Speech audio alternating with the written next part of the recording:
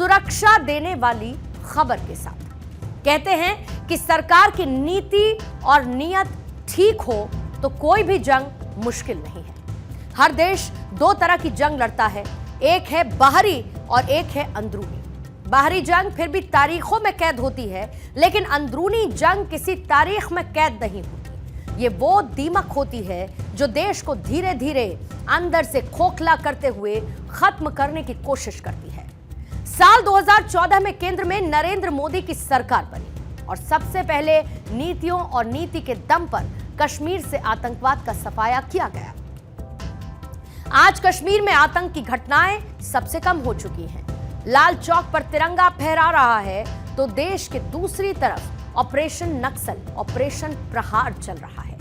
इसी ऑपरेशन प्रहार के साथ नक्सलियों का सफाया किया जा रहा है। बीते कल यानी कि 16 तारीख को छत्तीसगढ़ के कांकेर में एक बड़ा एनकाउंटर ऑपरेशन शुरू हुआ। इसमें 29 नक्सलियों को ढेर कर दिया गया। घने जंगल के बीच केवल कदमों की आवाज, एकदम से सन्नाटा और फिर गोलियों की तड़तड़ाहट। ये फिल्म का सीन नहीं बल्कि छत्तीसगढ़ के कांकेर में सबसे बड़े नक्सली एनकाउंटर की एक झलक है। इस मुठभेड़ का एक वीडियो इंटरनेट पर तेजी से घूम रहा है। यह वीडियो किसी सुरक्षा कर्मी ने शूट किया है। सबसे पहले ये वीडियो आप देखिए। इस वीडियो में दिख रहा शख्स बीएसएफ का जवान है जो कि नक्सलियों के एनकाउंटर में जख्मी हुए। इनका साहस देखिए आप।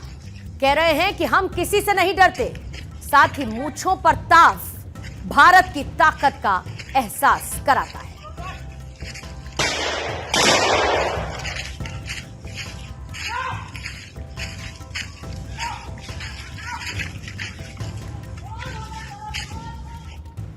जब यह एनकाउंटर हुआ तब नक्सलियों का कमांडर शंकर राव मीटिंग लेने की तैयारी कर रहा था। करीब 250 से 300 मीटर तक जवान उनके करीब पहुंच गए। इसके बाद मौका मिलते ही हमला कर दिया।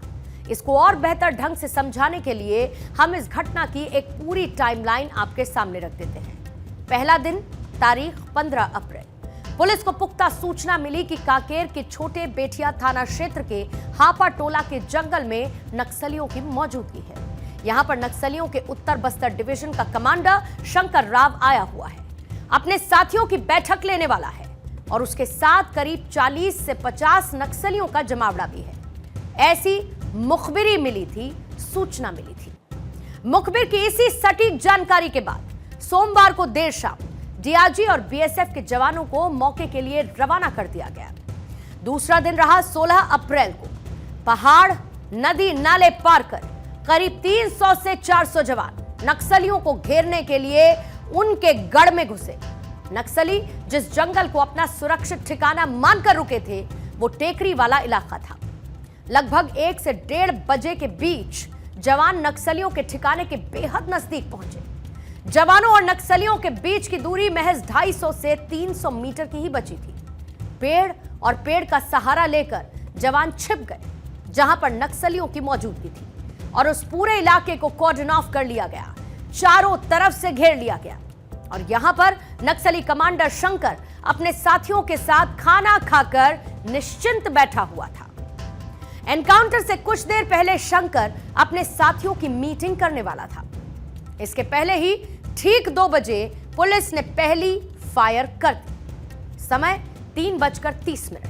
शुरुआती फायरिंग से ही करीब 2 से 3 नक्सली ढेर हुए और उन्हें जब तक संभलने का मौका मिलता तब तक जवानों ने ताबड़तोड़ गोलियां बरसानी शुरू कर दी थी। दोनों तरफ से जमकर गोलीबारी हुई। 3 से 3:30 बजे तक जवानों ने 8 नक्सलियों के शव और हथियार बरामद कर लिए थे।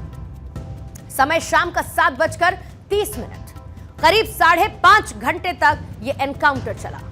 फायरिंग रुकी तो जवानों ने मुठभेड़ वाले इलाके की सर्चिंग शुरू की, जहां पर फोर्स ने पहले 18 और फिर बाद में 11 और इस तरीके से कुल 29 नक्सलियों के शव को बरामद कर लिया। इस मुठभेड़ में जवानों ने 8 लाख के इनामी नक्सली लीडर शंकर राव और ललिता को मार गिराया। ललिता और शंकर उत्तर बस्तर डिवीजन कमेटी में नक्सलियों के डीवीसीएम पद पर एक्टिव थे। ललिता की उम्र करीब 50 साल और ये अपने पास इंसास राइफल रखती थी। तो शंकर की उम्र करीब 47 साल और अपने पास AK-47 रखता था।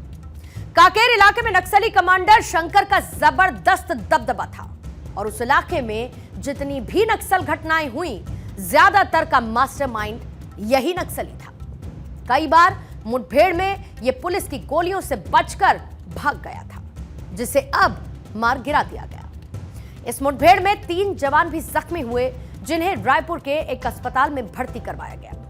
हालांकि तीनों की हालत खतरे से बाहर है। मंगलवार देर शाम को छत्तीसगढ़ के गृह मंत्री विजय शर्मा जवानों से मुलाकात करने के लिए पहुंचे और इसमें बेड पर लेटे एक जवान का साहस देखने लायक था। उस घायल जवान ने गृह मंत्री के सामने अपनी मूंछों पर ताव देकर कहा, सर हम मरने से डरते नहीं, पूरी बहादुरी के साथ लड़े हैं। 29 को मार गिराया है।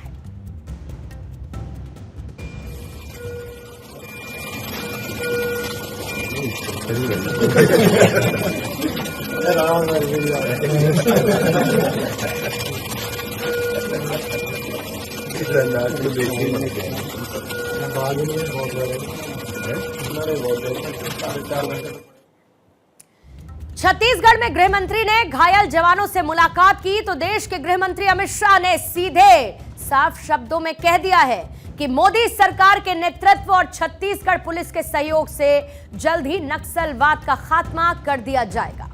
प्रदेश में बीजेपी की सरकार बनते ही 3 महीने में 80 से ज्यादा नक्सलियों को मार गिराया गया है।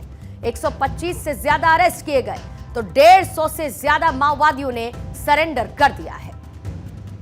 मोदी जी जब से प्रधानमंत्री बने तब से नक्सलवाद और आतंकवाद के खिलाफ एक सातत्यपूर्ण अभियान भारतीय जनता पार्टी की सरकार ने चलाया है और छत्तीसगढ़ में भारतीय जनता पार्टी की सरकार बनने के बाद वो अभियान में और गति आई है। 2014 से ही हमने कैंप लगाना शुरू किया था। 19 के बाद कम से कम 250 कैंप लगे और सुरक्षा वैक्यूम को खत्म किया है। अब छत्तीसगढ़ पुलिस का भी सहयोग जितना इच्छनीय है उससे ज्यादा ही मिल रहा है। इसका परिणाम है कि सरकार बनने के बाद छत्तीसगढ़ में लगभग 3 महीने के समय में 80 से ज्यादा नक्सली ढेर हुए हैं, 125 से ज्यादा अरेस्ट किए गए हैं और 150 से ज्यादा नक्सलियों ने सरेंडर किया है। मुझे पूरा विश्वास है कि कॉम्बिनेशन आगे भी चालू रहेगा। छत्तीसगढ़ के दक्षिण में बस्तर संभाग है। यहां बीजेपी की सरकार आने के बाद सभी नक्सल प्रभावित जिलों में पुलिस फोर्स अग्रेसिव मोड में है। नक्सलियों के खिलाफ एक के बाद एक ऑपरेशन लॉन्च किए जा रहे हैं और नक्सलियों के खिलाफ इसी ऑपरेशन को नाम दिया गया ऑपरेशन प्रहार। आंकड़े ये कहते हैं कि पिछले करीब 3 महीने में जवानों ने 79 नक्सलाइट्स को ढेर कर दिया और यह इस साल का सबसे बड़ा ऑपरेशन है। ऐसे में नक्सली बार बार अपनी लोकेशन को बदल रहे हैं, जिससे अलग अलग जिलों की पुलिस के रडार पर आ रहे हैं और उन्हें मारने में जवानों को कामयाबी मिल रही है। खबर यह भी है कि दक्षिण में जवानों के आक्रामक होने की वजह से अब नक्सलियों का रुख उत्तर छत्तीसगढ़ की तरफ हो चुका है। कुछ नक्सली अपना एरिया छोड़कर भाग खड़े हुए हैं। इन आंकड़ों से इतर आपको एक तस्वीर भी दिखाती हूं। छत्तीसगढ़ का नारायणपुर इलाका घोर नक्सल प्रभावित इलाका। आईटीबीपी के जवानों ने नक्सल ऑपरेशन के तहत बीते 9 अप्रैल को नक्सलियों के एक मेमोरियल को मिट्टी में मिला दिया। यह इस बात का संकेत है कि छत्तीसगढ़ से जल्द ही नक्सलियों को साफ कर दिया जाएगा।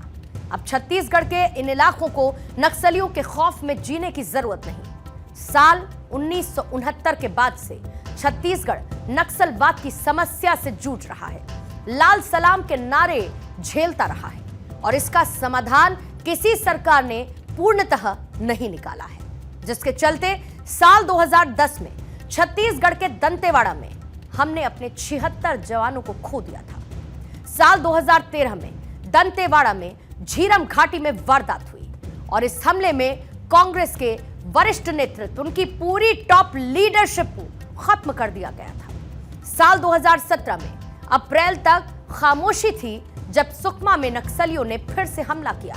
इसमें 2 दर्जन से अधिक सुरक्षा कर्मी शहीद हो गए। इनके चलते नरेंद्र मोदी के नेतृत्व वाली केंद्र सरकार और रमन सिंह की राज्य सरकार ने दंतेवाड़ा में एक सफाई अभियान शुरू किया लेकिन मार्च 2020 में भूपेश बघेल सरकार के सत्ता में आने के फौरन बाद नक्सलियों ने फिर से सुकमा में एक बड़े हमले को अंजाम दिया। 26 अप्रैल को अरनपुर की तरह ही वहां पर एक आईईडी विस्फोट में 17 सुरक्षाकर्मी मारे गए। साल 2021 में दंतेवाड़ा में 2 और बड़े हमले देखे गए, जिसमें मार्च में एक बस को उड़ा दिया गया और 5 लोग मारे गए। उसी साल अप्रैल में एक बड़ा हमला हुआ, इसमें सुकमा में 22 सुरक्षाकर्मी शहीद हुए। और अब छत्तीसगढ़ में बीजेपी की विष्णुदेव साय सरकार बनते ही नक्सलियों के खिलाफ एक्शन ने एक बार फिर से जोर पकड़ लिया है। जिस तेजी के साथ नक्सली या तो सरेंडर कर रहे हैं या फिर उनका एनकाउंटर हो रहा है, ऐसा लगता है कि कुछ सालों बाद नक्सल की पहचान भी खत्म हो जाएगी। यहां पर एक इंटरेस्टिंग फैक्ट है, और वो फैक्ट ये है कि नक्सलियों को जो लोग मार रहे हैं वो खुद एक समय पर नक्सली हुआ करते थे, जिन्होंने पुलिस के सामने आत्मसमर्पण किया, सजा काटी और फिर मुख्य धारा से जुड़ते हुए जवानों के साथ उन्हीं नक्सलियों का सफाया कर रहे हैं, और इन्हें हम डीआरजी जवान कहते हैं। डीआरजी यानी कि डिस्ट्रिक्ट रिजर्व ग्रुप। छत्तीसगढ़ के दंतेवाड़ा में ये डीआरजी जवान साल 2015 में अस्तित्व में आए थे। डीआरजी जवानों के स्थानीय होने के चलते ये वहां की संस्कृति, भाषा, वहां के इलाके से परिचित माने जाते हैं। आदिवासियों से जुड़ाव होने की वजह से नक्सलियों से मुकाबले के लिए डीआरजी के जवान अहम होते हैं, क्योंकि लोकलाइट से इनको जानकारी मिलना आसान हो जाता है।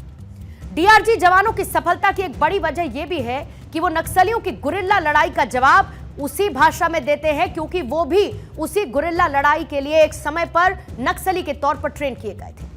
जंगल के रास्तों से भली भांति परिचित होने के चलते उन्हें नक्सलियों की आवाजाही, उनकी आदतें, उनके छिपने के ठिकाने, उनके काम करने के तरीके की क्लियर जानकारी होती है। और इन जवानों को इलाके में नक्सलियों की मदद करने वालों के बारे में भी पता होता है, जिससे वो इन नक्सलियों को ट्रैक करना आसान करते हैं और नक्सल विरोधी आंदोलन की सफलता में एक अहम कड़ी बनते हैं। यानी कि यहां पर एक स्मार्ट टेक्निक से ऑपरेशन को चलाया जा रहा है, जिससे रिस्क कम होता है और सक्सेस रेट ज्यादा होता है। कहते हैं कि लोहा ही लोहे को काटता है। ये जो थ्योरी है, ये यहां जमीन पर इंप्लीमेंट होने के बाद स्ट्रैटेजी के तौर पर बेहतर लगती है। किसी भी सरकार की नीति और नियत कितनी महत्वपूर्ण होती है, ये इससे समझा जा सकता है।